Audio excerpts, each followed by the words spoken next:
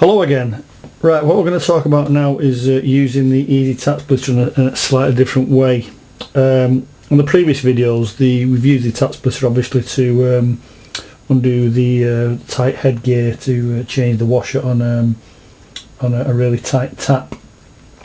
Now I'll just repeat again that any turning of the tap while you're trying to undo the headgear here using something like a big spanner on the nut and trying to hold the spout with your fingers, any movement of the tap a couple of millimeters left or right will possibly run a high risk of unseating the joint underneath, the connector underneath, and you could have a leak there. It's not too bad on a hand wash basin like this because you can get underneath it, but on a bath you've got to start getting underneath to get at it, and it's very difficult on a bath. You've got to start taking the panel off and all the rest of it, so it's imperative that we don't move this tap left or right in any way, shape or form. Now also, as I said, on these older type sinks, this sink's probably about 70 or 80 years old. This tap, when it was put in originally, was set into a square hole, not a round hole, and it was packed out with putty, which by now has gone rock solid hard.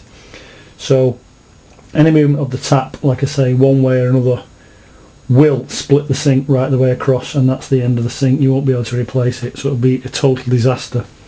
So the tap splitter eliminates all that. Now let's assume that you've got past the point of you've undone your tap head, you've replaced the wash and put it all back. Now you need to re-tighten up that head. Now a lot of people say you don't need to over tighten them. You do need to tighten them up to a degree, because I'll show you what can happen on this tap.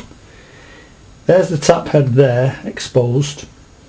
Now what can happen if it's not tight is, as you're turning the tap, or you think you're turning the tap on, it's actually unscrewing the head.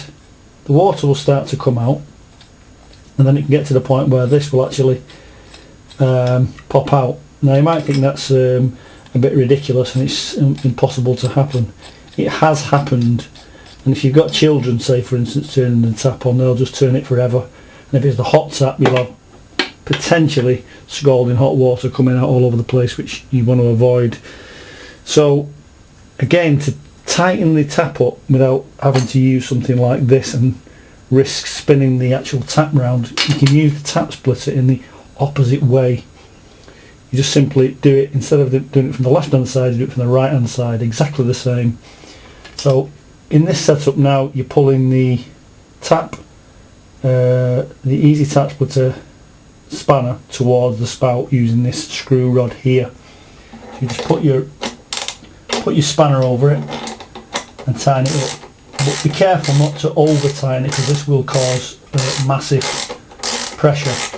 Just tweak it up, and then once that's done, release it and just check that that's tight by using this spanner, and make sure it's not, it has actually tightened up. So that's the other way that you can use the tap splitter to tighten up your tap without using a big brutal spanner, which could risk causing all kinds of damage, and usually does. So I hope that's been of assistance to you and help to you. So I would say again, thanks for watching.